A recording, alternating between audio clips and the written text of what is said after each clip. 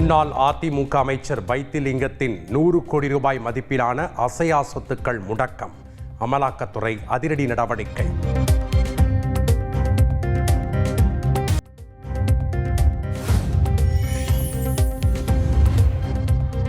பாலமேடு ஜல்லிக்கட்டில் 14 காளைகளை அடக்கி முதலிடம் பிடித்த நத்தம் பார்த்திபனுக்கு 8 லட்சம் ரூபாய் மதிப்பிலான கார் பரிசு.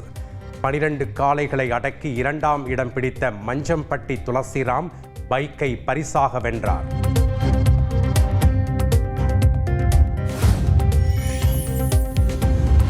பாலமேடு ஜல்லிக்கட்டில் சிறந்த காளையாக முதலிடம் பிடித்த சத்திரப்பட்டி விஜயா தங்கபாண்டி என்பவரின் காளைக்கு டிராக்டர் பரிசு.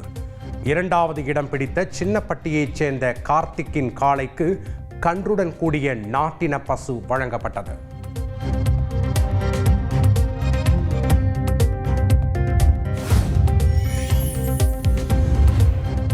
மதுரை பாலமேட்டில் பரிசுகளுக்கு பதில் டோக்கன் கொடுத்ததாக கூறி சாலை மறியல்.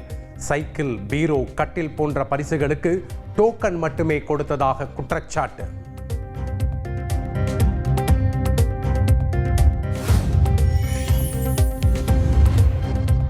திருவள்ளூர் மாவட்டத்தில் உள்ள பண்ணை வீட்டில் மாட்டுப் பொங்கல் கொண்டாடினார் முதலமைச்சர் ஸ்டாலின். உளுந்தை கிராமத்தில் உள்ள பண்ணை வீட்டில் முதல்வருடன் அவரது குடும்பத்தினரும் மாட்டுப் பொங்கல் கொண்டாடினார்கள்.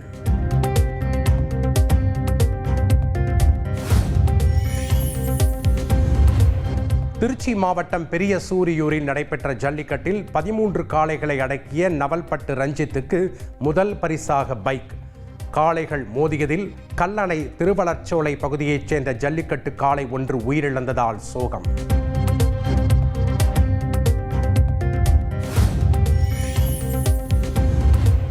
காணும் பொங்கலை முன்னிட்டு சென்னையில் நாளை 500 சிறப்பு பேருந்துகள் இயக்கம். மாமல்லபுரம், கோவளம், வண்டலூர் பூங்கா, மெரினா கடற்கரைக்கு சிறப்பு பேருந்துகள் இயக்கப்படுவதாக மாநகர போக்குவரத்து கழகம் அறிவிப்பு.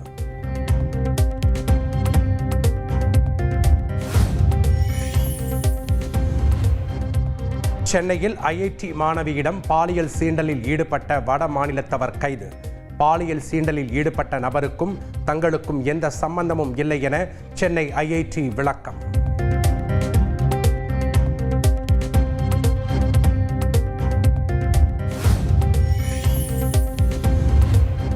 தஞ்சை, திருவாரூர், நாகை, மயிலாடுதுறை, புதுக்கோட்டை மற்றும் ராமநாதபுரத்தில் வரும் 18, 19ஆம் தேதிகளில் கனமழைக்கு வாய்ப்பு.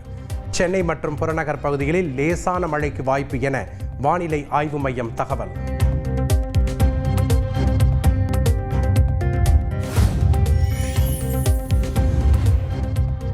இயக்குனர் விக்னேஷ் சிவனின் படத்தில் நடிக்கிறார் நாம் தமிழர் கட்சியின் ஒருங்கிணைப்பாளர் சீமான்.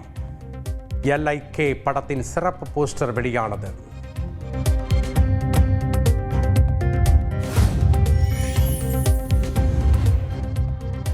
INS Surat, INS Nilgiri, INS பக்ஷீர் ஆகிய 3 கடற்படை போர்க்கப்பல்கள் நாட்டுக்கு அர்ப்பணிப்பு. மும்பை கடற்படை தளத்தில் நடைபெற்ற விழாவில் நாட்டுக்கு அர்ப்பணித்தார் பிரதமர் மோடி.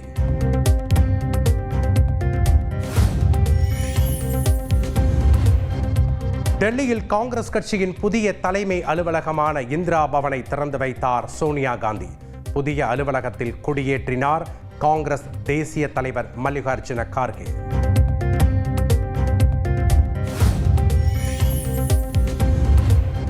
ஃபேஸ்புக், இன்ஸ்டாகிராம், வாட்ஸ்அப் உள்ளிட்ட சமூக வலைதளங்களை நடத்தும் மெட்டா நிறுவனத்திலிருந்து 3600 ஊழியர்களை பணி நீக்கம் செய்ய திட்டம்.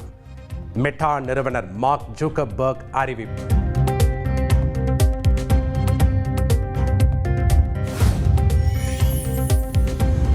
3வது ஒருநாள் போட்டியிலும் அயர்லாந்து அணியை பந்தாடி இந்திய மகளிர் கிரிக்கெட் அணி அசத்தல். தொடரையும் ஒயிட் வாஷ் செய்து சாதனை.